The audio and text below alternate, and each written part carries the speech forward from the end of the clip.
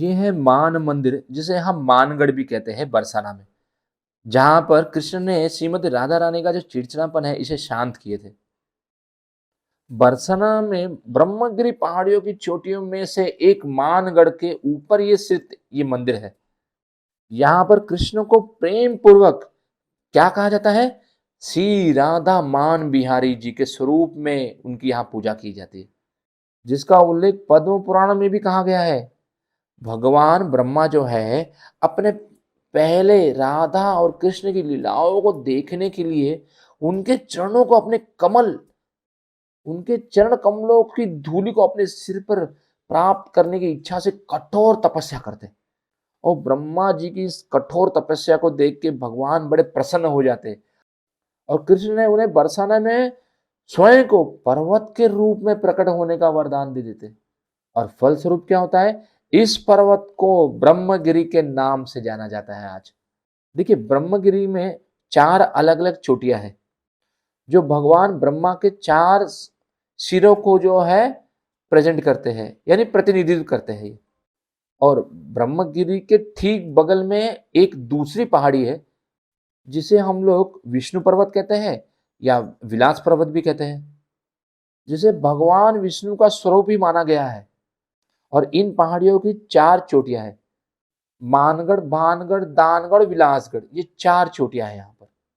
और मानगढ़ वो स्थान है जहाँ श्रीमती राधा रानी ने अपने मान अर्थात प्रेमी की मन मुटाव को प्रकट किया था।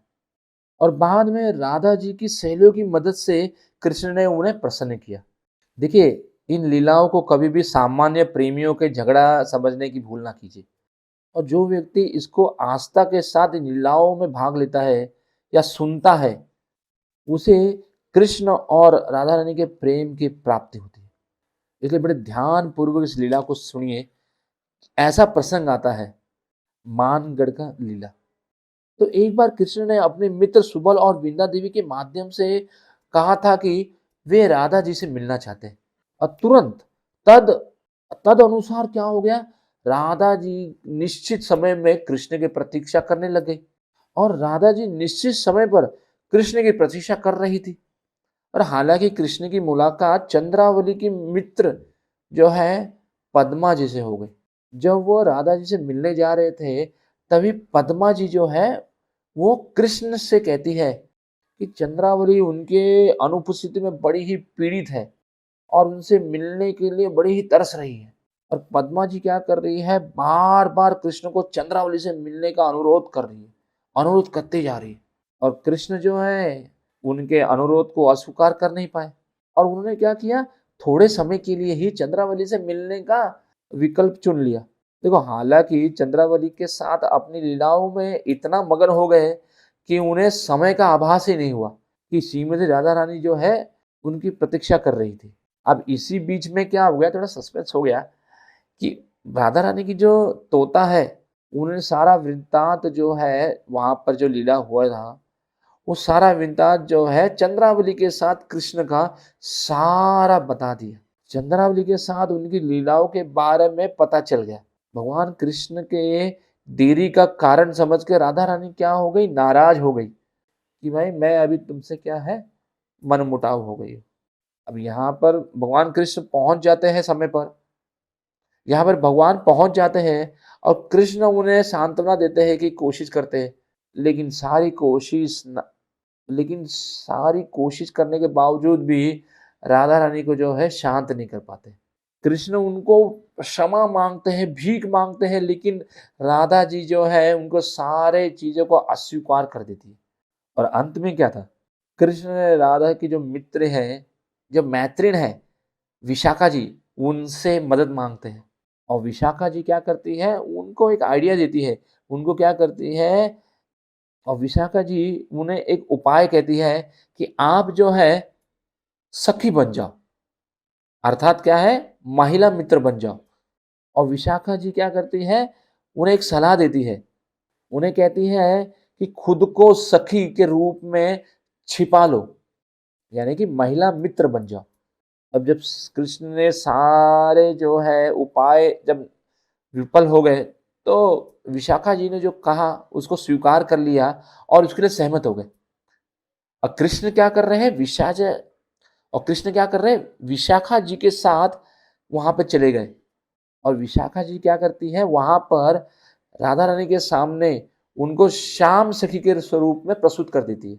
और विशाखा जी क्या करती है, बड़ा ही गुणगान गाती है। ठीक है, भगवान कृष्ण का जो श्याम सखी बनी है, उनका बड़ा ही गुणगान गाती है, उनके आवाज का गुणगान गाती है, उनके वीणा का गुणगान गाती है। इतना गुणगान सुनने के बाद राधा रानी क्या करती है, श्याम सखी को यानी भगवान कृष्ण को अपने समीप बैठा देती है और उनको अनुरोध करती है कि आप वीणा बजाइए और गाइए। और भगवान क्या करते हैं, जो श्याम सखी बनी है, उनका असाधारण गायन सुनकर राधा रानी का जो आकर्षण है वो पूरी तरह से भर जाता है और बड़ी ही प्रसन्न हो जाती है। इतनी प्रसन्न हो जाती है तो राधा रानी क्या करती है, वो श्याम सखी को अपने गले लग जाती है। और जैसे ही उन्होंने श्याम को छुआ, कि श्याम सखी कोई और नहीं बल्कि उनके प्यारे श्याम सुंदर थे। और आखिरकार क्या हुआ, राधा रानी का जो मान है वो टूट गया और फिर एक बार फिर वह कृष्ण के साथ प्रेम लीलाओं में मंत्रमुग्ध हो गई। और ये जो मान मंदिर है बरसाना में, उसी दिव्य जोड़ी का एक सुंदर मनोरम लीला को याद दिलाता है, जो यहाँ मानगढ़ से भी प्रसिद्ध है।